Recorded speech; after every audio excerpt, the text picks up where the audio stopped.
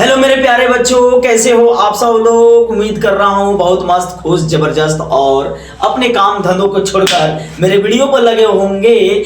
तो इसके बिना बंद किए लास्ट तक देखिए ताकि ये क्वेश्चन आपको भली भांति समझ में आ सके। बहुत जबरदस्त क्वेश्चन है कि एक वृत्त के चतुर्थांश का क्षेत्रफल ज्ञात कीजिए। एक वृत्त के चतुर्थांश, जब भी चतुर्थांश का बात आता है तो सबसे पहले जानना जरूरी हो जाता है कि भाई चतुर्थांश क्या होता है। अगर आपने चतुर्थांश के बारे में नहीं पढ़ा है, अभी तक नहीं जाना है, तो ये वीडियो आपके लिए बहुत जबरदस्त होने वाली है। अगर इस तरह के जितने भी आप क्लास 10th के स्टूडेंट्स हैं जो अपियर होने वाले हैं 2027 के एग्जाम में, बिहार बोर्ड के मैट्रिक एग्जाम में, तो उनके लिए तो बहुत इंपॉर्टेंट है। देखिए यहाँ कहा है कि एक वृत्त के चतुर्थांश का क्षेत्रफल, बोल दिया बाबू चतुर्थांश का, तो सबसे पहले एक चतुर्थांश बनाते हैं। तो ये तो चतुर्थांश है नहीं, ये है क्या? तो एक वृत्त है, लेकिन बाबू वृत्त में भी चतुर्थांश होते हैं। कैसे होते हैं? चतुर्थांश का मतलब होता है चौथा अंश। चतुर्थांश का क्या मतलब होता है? चौथा अंश। अब ये वृत्त में दो अंश हुआ, अब जैसे ही एक और लगा देते हैं तो ये बन जाती है चार अंश का एक वृत्त बन जाता है। इसमें पहला, दूसरा, तीसरा, चौथा, यानी चार चतुर्थांश इसमें बन गए। लेकिन इसमें बोला है कि एक वृत्त के चतुर्थांश का किसी एक ही का क्षेत्रफल हमको चाहिए। अब बताओ बाबू, एक एग्जाम्पल तौर पर मैं बता रहा हूं कि चतुर्थांश का क्षेत्रफल होता है 1/4 pi R square, right. 1/4 pi R square.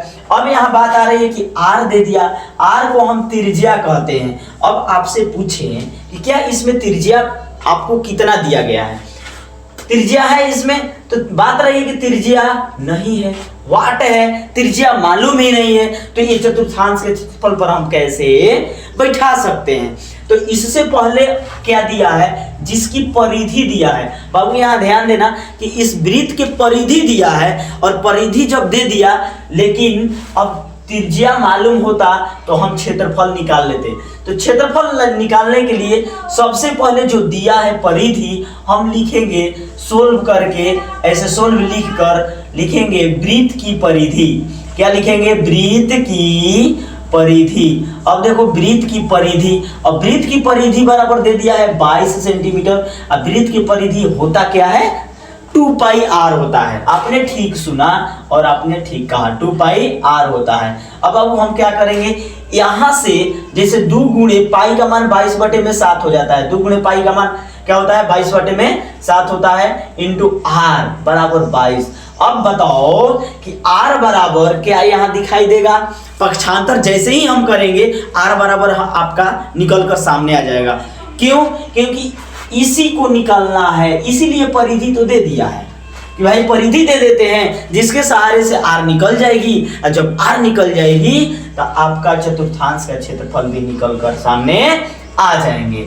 ठीक है, तो सबसे पहले परिधि के माध्यम से हम त्रिज्या को डिनोट कर लेते हैं।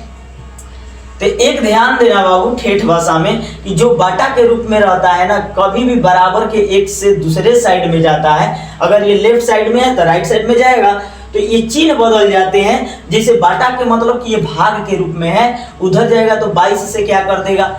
22 से क्या कर देगा? तो 22 से बाबू कर देगा गुणा। क्या कर देगा? गुणा करेगा। अब रही बात कि जब 2 गुणे 22 इसको भी ले जाएंगे तभी तो R बराबर निकलेगा। तो ये हो जाएगा 22 गुणे 7। अब बटे में, ये गुणा में है तो किस में आ जाएगा? बटे में आ जाएगा। तो 22 ले 22 खत्म, यानी R बराबर कितना निकल कर आ गया? 7/2 आ गया। 7/2 सेंटीमीटर। ये क्या हो गया? त्रिज्या हो गई। ये O हो गया, ये A। अब त्रिज्या बाबू आ गया ना, तो अब हम डायरेक्ट बैठा देंगे वृत्त के चतुर्थांश का क्षेत्रफल। तो चूंकि वृत्त के चतुर्थांश का क्षेत्रफल क्या होता है? 1/4 पाई आर स्क्वायर। याद रखना होगा 1/4 पाई आर स्क्वायर। जब भी हम इस पर अब बैठाएंगे 1/4, अभी इस साइड में थोड़ा देख लेते हैं। 1/4 इंटू पाई का मान 22/7, आर स्क्वायर है, आर का वैल्यू 7/2 है, 7/2 के स्क्वायर करेंगे तो बाबू 7/2 आ जाएगा।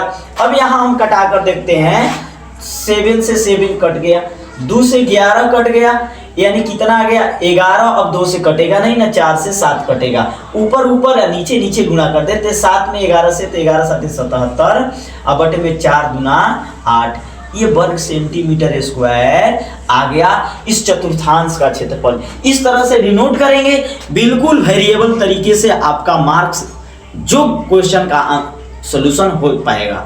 तो उम्मीद कर रहा हूं कि ये वीडियो आपको बहुत पसंद आई होगी। तो दोस्त इसी तरह से अपना प्यार दीजिए। चैनल पर अगर आप नए हैं तो बिल्कुल हक जमा कर बैठने के लिए सब्सक्राइब कर दीजिए, बेल आइकन को भी प्रेस कर दीजिए। इसी तरह के एक नए वीडियो के साथ हर दिन मिलता रहता हूं। जय हिंद।